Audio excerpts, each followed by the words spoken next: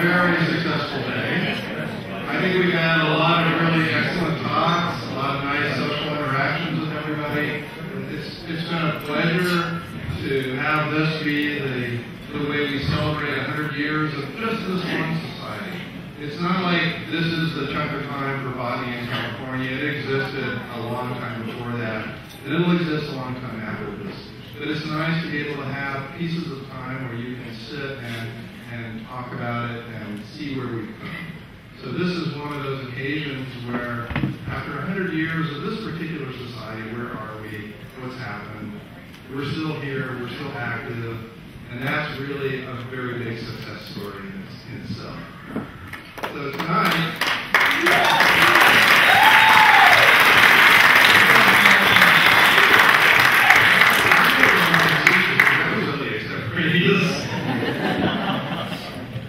I was also told to point out the sponsor. Please find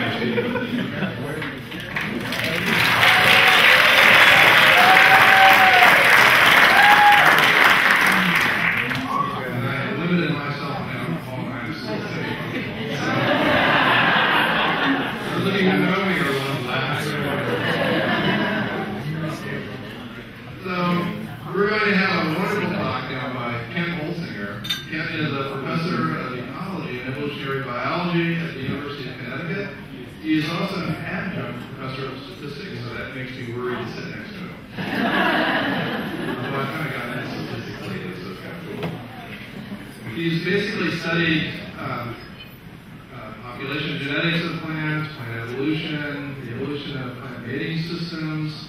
And those are sort of his historical things. Now he's coming into South Africa and the evolution of plants there. And if you want to talk to him, that's all he wants to talk about right now. And he's very happy and he's very curious about it. So that's the goal for us to go with him. But I invited him here because I've seen him give a bunch of talks. And I've always enjoyed them. He has a wonderful sense of humor. And my favorite talk was actually the president's talk for the Botanical Society at their banquet one year. And he was talking about evolution and education of the citizens of the United States, and I tell everybody this story, so it's all right. He shows a graph of how many scientists and engineers believe in evolution, and how many of the general public, and it's like 87% of scientists and engineers, and like 30% of the general public. And he says, can you believe that? And we're all looking at it. Of course, we're all looking at the 30%. I don't understand. When he puts a laser pointer on the 87%, he says, who the fuck are the other 30%?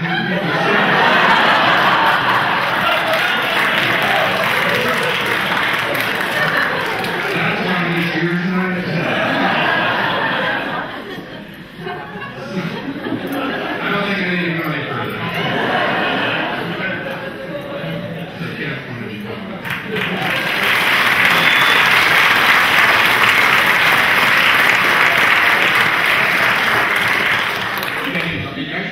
Better than I expected. When Tom invited, everybody today has said something about what Tom said when he invited them, and of course he mentioned South Africa, and that's why I thought he had invited me, because I've been doing work in South Africa lately, so I said, oh, this is great, South Africa, Mediterranean ecosystems. I get to come back to California and tell people in California about a different Mediterranean ecosystem, like I've been working on lately. But then I realized he asked me to come and speak after the banquet. Well, actually, I did at the banquet before dessert. And so then I realized that really wasn't why he asked me, and I read it a little farther down in the email.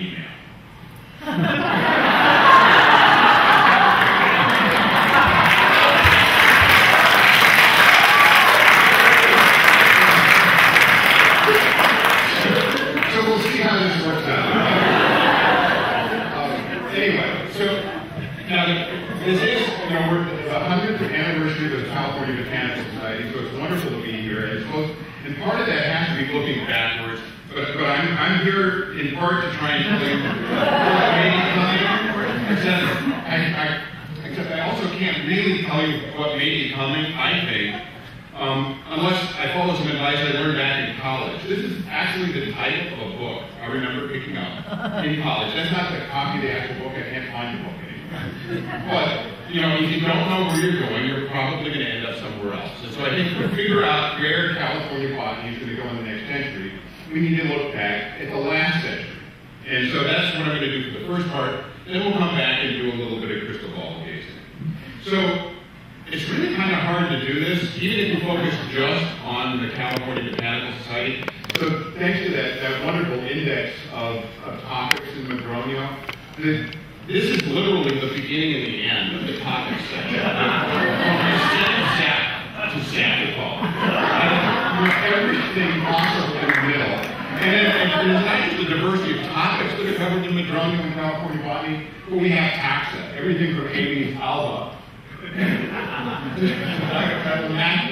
And so there's no way you can possibly cover everything. And so what I've chosen to do is I just to pick some highlights. Basically what we're going to go do is I'm going to go through, starting in 1913, obviously, pick a few highlights and highlight a few things that happened each quarter century. And along the way, there are a few people who actually had a pretty large impact on me because I actually had a chance to meet them and work with them, or at least get to know them a bit personally that I'll mention, and then we'll get on to some of the rest of the stuff.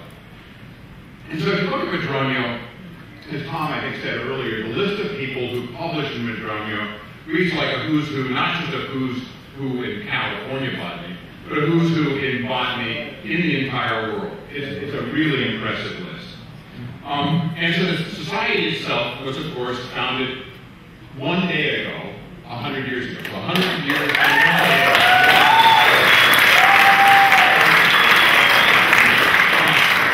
You all know, Elizabeth Jepson was the first president, who was president for, I guess it was 16 years, till 1929, which is a pretty long term of service.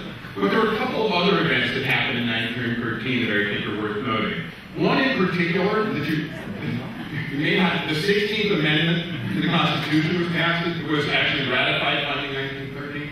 This happens to be a particularly relevant historical circumstance on this particular day, because that's the one that established So, for all of you, and I know Brent Michelin has not finished his taxes yet. Not finished your taxes yet. This also happened. But anyway, so Willis Lynn Jepson, of course, started things. There's some great correspondence I ran across that Helen Charles-Smith reported. And this is a little bit of an extract of a note he wrote to someone about reviews he was getting of the first version of the Flora California that he published in 1925. And there were some apparently fairly critical reviews that were complaining about mistakes and errors. And when he said those, the basic question is, was the job a big one? Is it really worthwhile? And so that's a theme we'll return to the rest of the evening.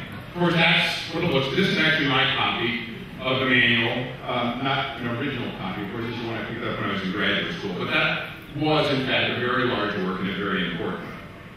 Now, you may or may not know that at the same time, there's a lot of real, systematic, in fact, phylogenetic work going on. Harvey Monroe Hall, who I'll mention again a little bit later, did some very important early work on taxonomy systematics.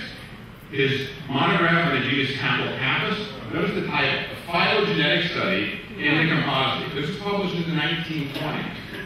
And not only was that a phylogenetic study, because of course people were drawing trees and stuff like that with Haeckel and so on, but look at this figure. That figure, not only does that sort of look like a cladograph, it's actually a dichotomous key, but each one of those is like apomorphies on each branch of that thing. And this is the 1920s. So Harvey Monroe Hall was a pretty smart guy. He figured out a lot quite early on. So, and I think this is a thing we'll see repeatedly throughout this talk. California botanists, from the start, have been leaders. And actually, sometimes, as far as I know, this has been mostly forgotten, and people forget that there was actually phylogenetic taxonomy in California in the 1920s. But some other important contributions we'll run across, they haven't forgotten. So we jump forward in time a bit. 1938, Howard McMahon is president. There were, of course, some other things going on in the world, and unfortunately, some of them weren't so nice. But that was a very challenging period. But there was also a nice little biological event that happened in 1938. That's when the sea began the first off the coast of South Africa. So that's sort of an interesting little thing. Okay? Now, going on through the 30s into the 40s, another thing I was talking with someone about earlier today about California botany is there have been characters since the start. We had E.L. Green, we had Willis Lynn Jepson, we heard stories about them. One person I have not yet heard mentioned today is this guy, Reed Moran.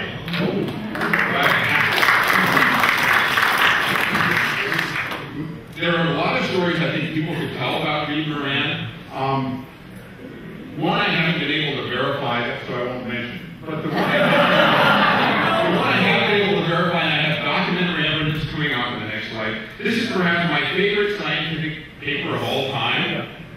I'm not going to be able to read this, but let me just point out that what we've got here is a very long title. Very long title. Very long acknowledgement. That's the text of the paper.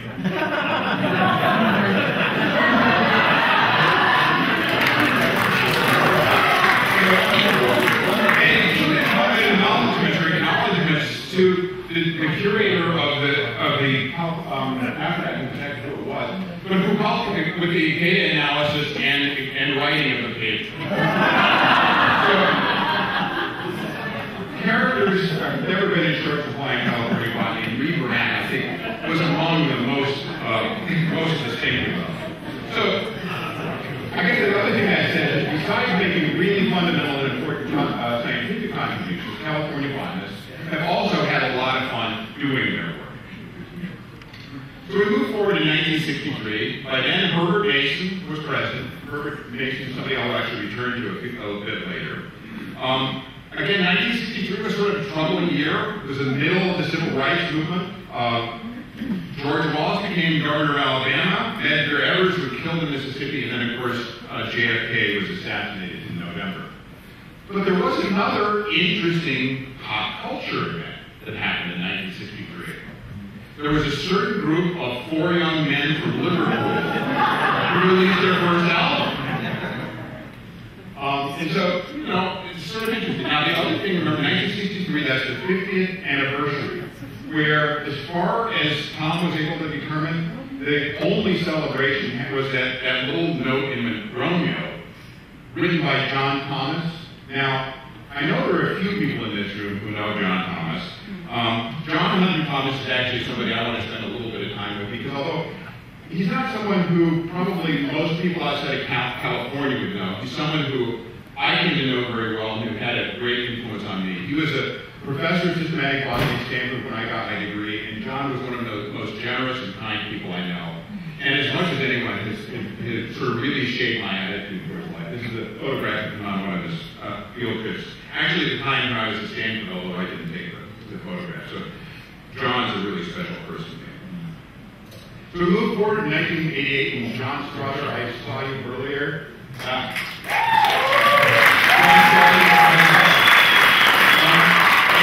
And there were a few other things going on.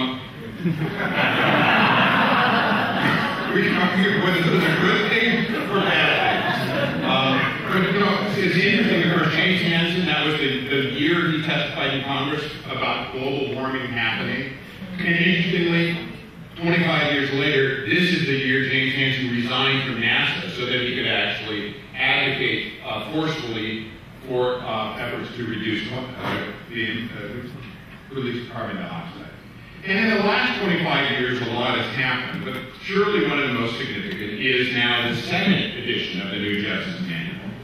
And again, this is, when we read Jepson's reaction to his literature review, it's like they were obviously complaining. And he said, look, it's not a question of whether, it's really just, does this have matter in it? Does it have stuff? Is it meaty? Not, is it faultless? Because Jackson knew, and Bruce said this today, you know, there are already things that are out of date about this, things that have changed. Some of those are taxonomic changes, some of them may well be mistakes. But again, the fundamental question is it a substantial contribution? And clearly it is. And that's, I think, again, a thing we need to think about. So I've focused so far on sort of systematics and the contribution to systematics, phylogenetics in California botany. But there's another very important strain, equally important, and for me more personally influential, having to do with evolutionary thinking.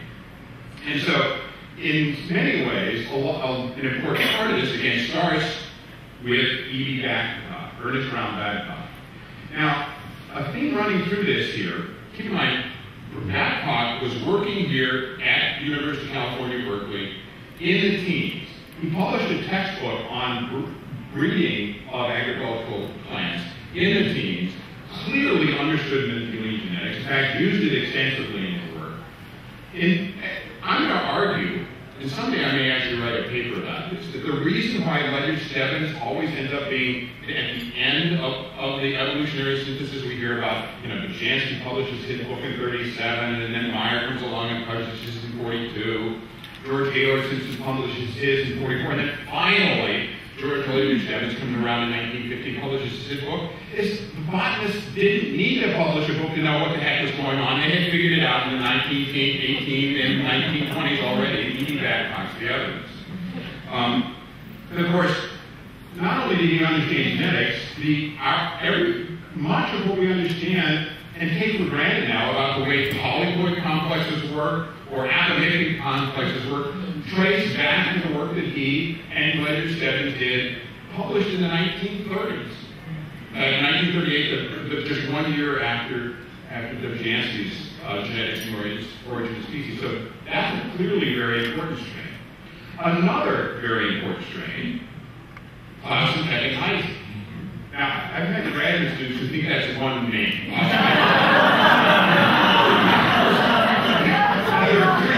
Jens Clausen, David and William Hyphae. I've just got a picture of Jens Clausen here because in many ways, although Keck and Hyphae were important parts of the team, Jens Clausen really was the brains behind that.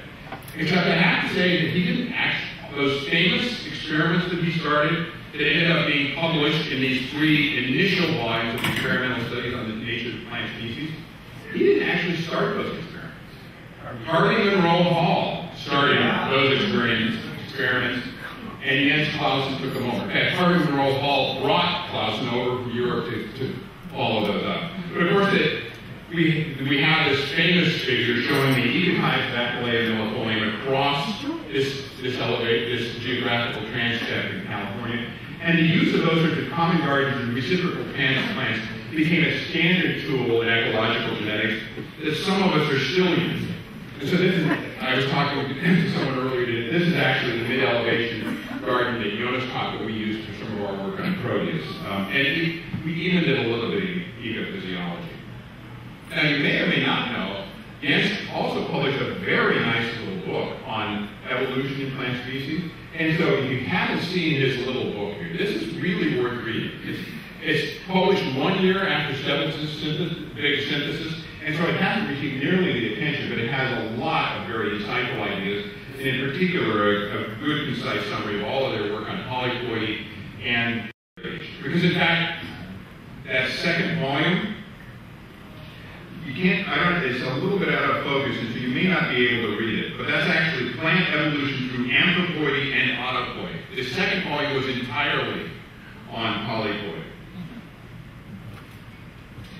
Now another person, Herbert Mason, we've heard mentioned a number of times. I bring this up not because these are sort of broadly, fundamentally important papers in the grand scheme of things, scientifically probably, but those were actually among the first scientific papers I read. Even though, they were published a long time before I got into science, of course, but I got really interested in this rare endemic in southern Idaho when I was doing my undergraduate work that occurred on a peculiar soil type. And those were 2 really influential papers in my own personal scientific development. So I have to mention Herbert Mason as another important one, who unfortunately I never had a chance to meet.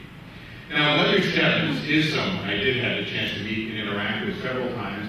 And in fact, to give talks several times with Ledyard Stebbins in the audience and have him fall asleep while I was talking. And wake up at the end and ask the best question of anybody in the room. was a pretty amazing person, as any of those that you had a chance to meet him know. Obviously, his magnum opus that he's most known for is Variation in Evolution in Plants, published in 1950. We've several times, since I've been in Connecticut, run graduate seminars where what we do over this semester is simply to read studies. Now, to be perfectly honest, the last time we did that, we decided we're not going to do this again because it actually is kind of a boring book, even though it's really important. And I encourage everybody to take a look at it and at least dip into the pages.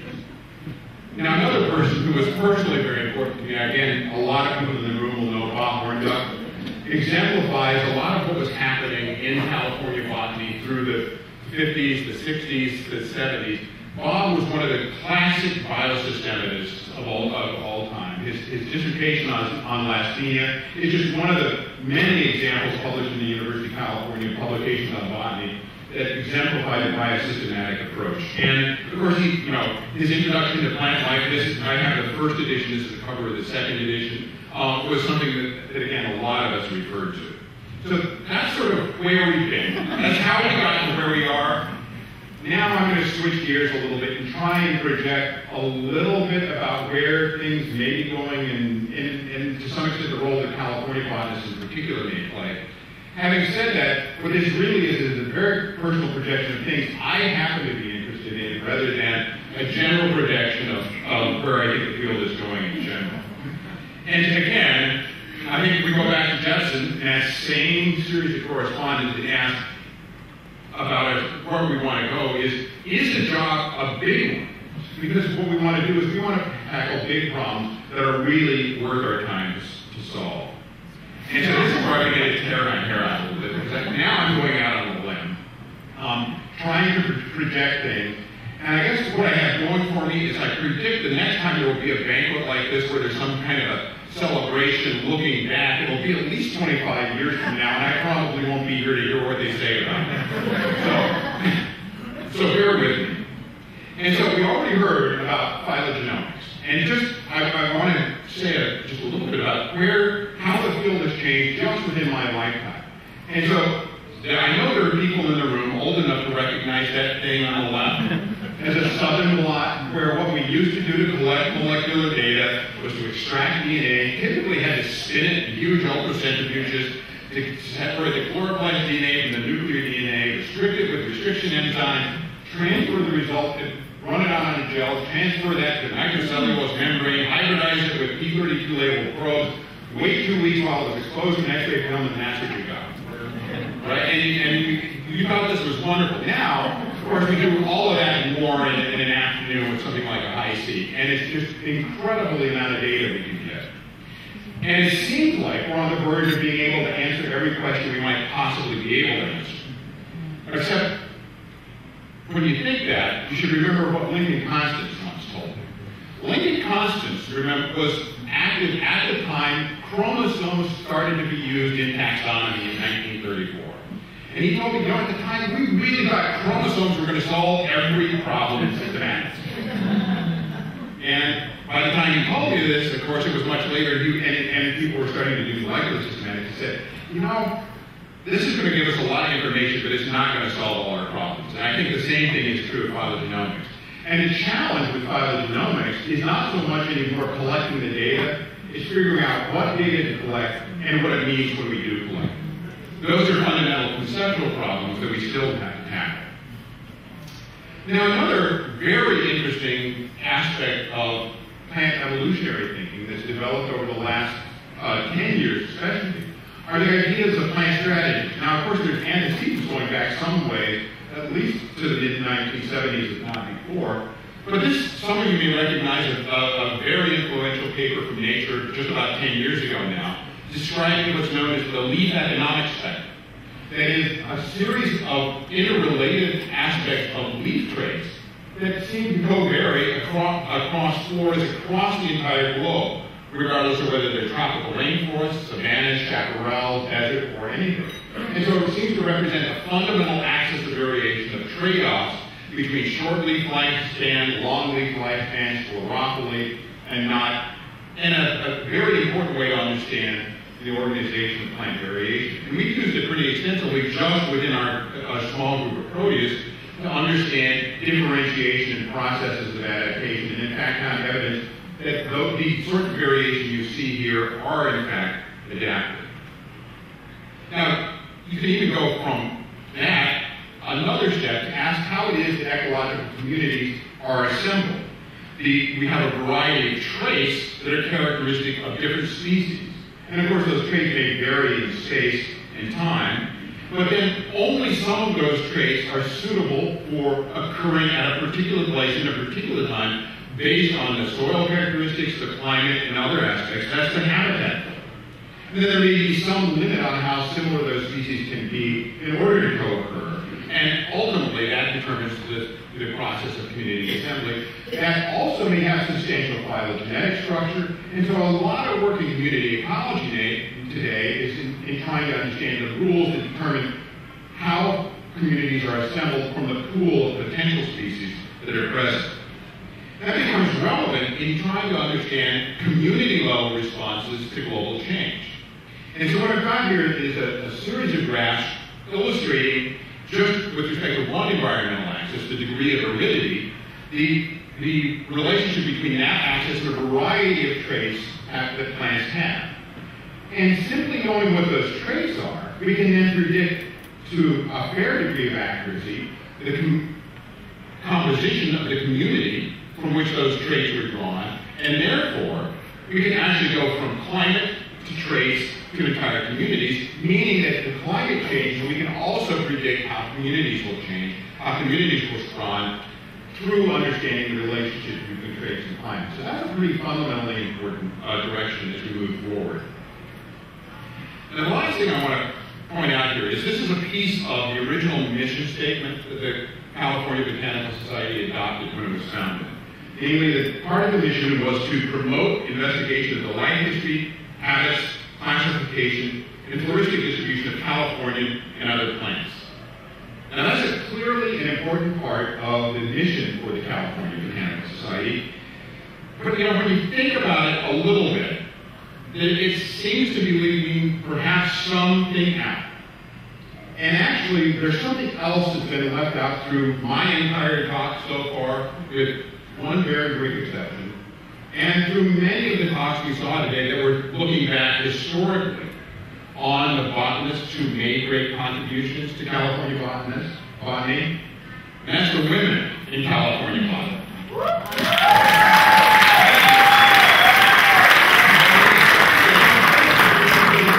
A lot of women. Unfortunately, also, many of those women were marginalized because of the customs at the time, had positions that didn't allow them to function as professors, as faculty members, to train students, to write the books that would give them the recognition that the Ledyard Stebbins and the Jens Clausens and the Edwin Constances had. There is, of course, one really important exception to that. Anybody recognize this? Catherine Esau, National Medal of Science winner, and the person I suspect most of us learned plant anatomy from, although not having her teachers, but from her textbook. So that is one thing.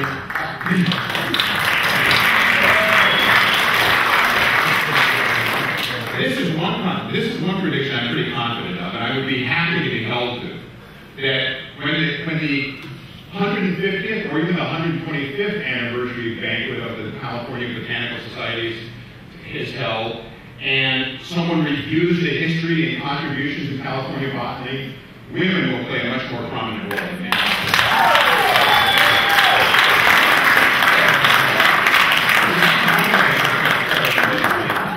But there's a second big way in which what I said is very incomplete. And that is, what I read to you was only part of the mission statement. The second part of the mission statement, I'm missing a slide, is related, in fact, to what this guy did when he was president. Now, this is the year of Lincoln. Lincoln just rigged all the Academy Awards. But that's not why he's here. Of course, Lincoln did. Anyway. He's not here because of the Academy Awards. He's here because this is not only the 100th anniversary of the founding of the California Botanical Society, it is the 150th anniversary of the founding of the National Academy of Sciences. Now that's significant, I think, for two reasons. First of all, remember the National Academy of Sciences was founded to give advice to Congress, to government on scientific issues. So it's important to recognize that, in fact, the National Academy of Sciences was recognized by Congress in legislation signed by Lincoln to give advice to Congress. That a fundamental responsibility of scientists is to provide advice to society on the problems that they face so that those problems can be solved rationally and well. And to show you just how important that is, think about 1863 and what was happening in this country in 1863. That was the middle of the Civil War. In fact, the legislation that found the National Academy of Sciences was passed just about a month or two after the Battle of Gettysburg.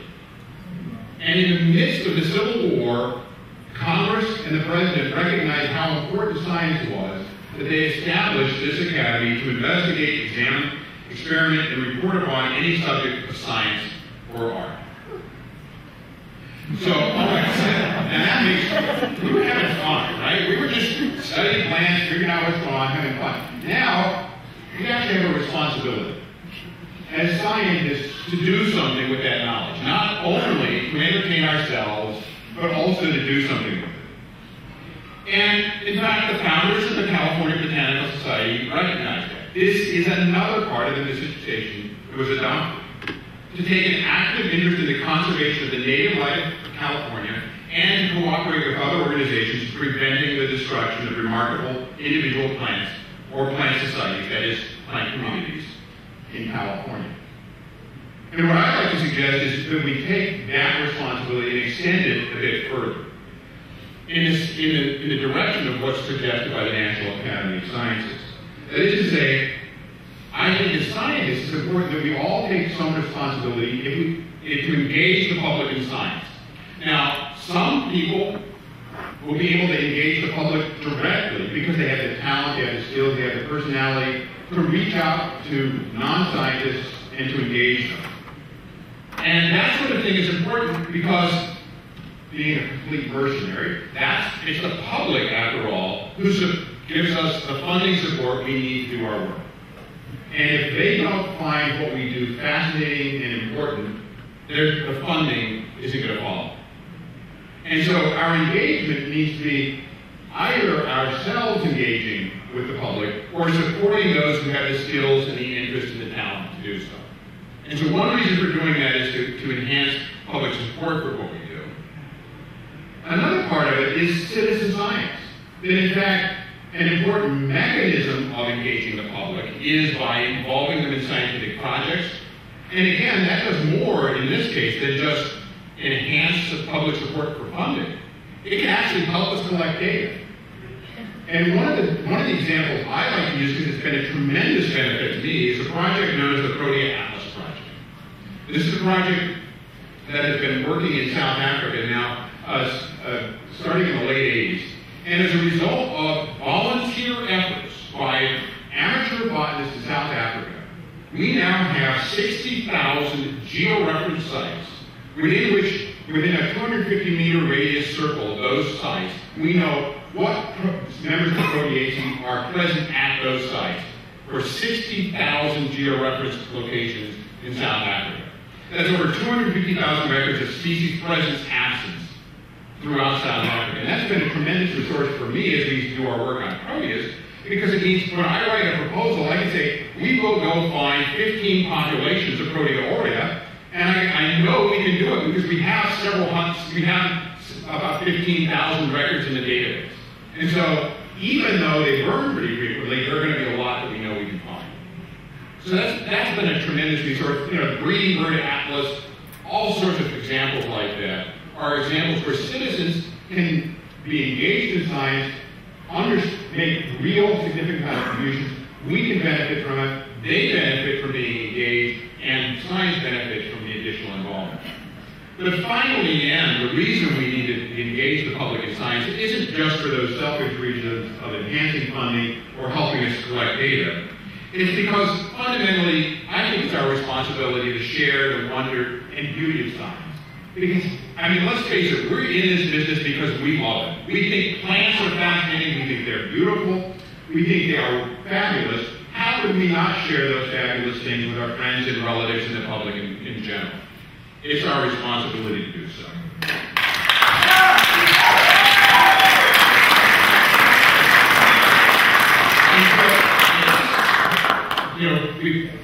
I realized, when I started this, I was the only thing standing between you and dessert, and we're just about there.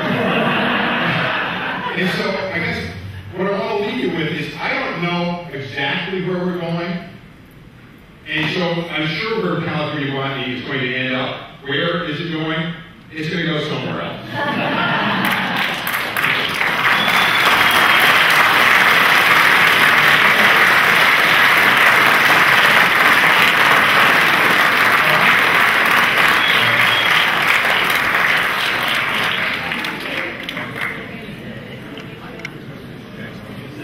Hopefully the dessert's coming now. Poor Kent is beginning to get worried. I just want to have say a few more words before you guys leave to go to the bathroom and everything else. Mostly, it's been an incredible experience for me today. I'm incredibly humbled to happen to be the coincidental president of the Centennial. I know Bruce Baldwin said he was so happy he wasn't the president.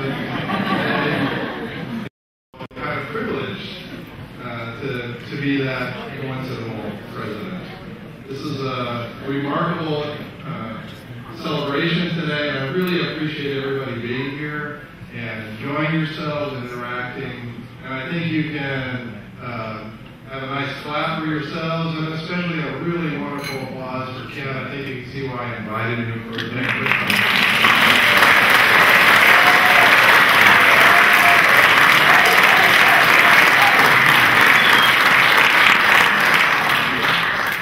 So please invite him to have a drink with you in the bar a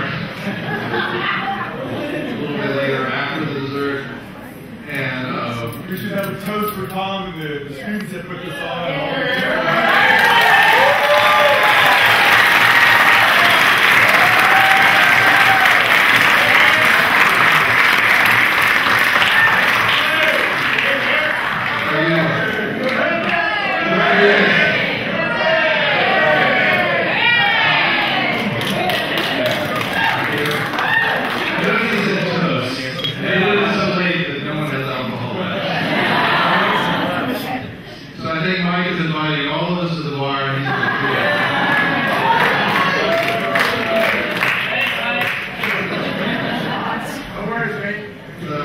Seriously, everybody, I really appreciate everything that you've done today. The people who organized this, I super appreciate it. The speakers we've had today were amazing.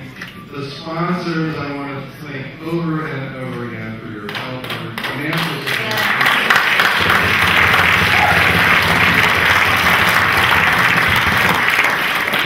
There's just one thing left. There's one more day.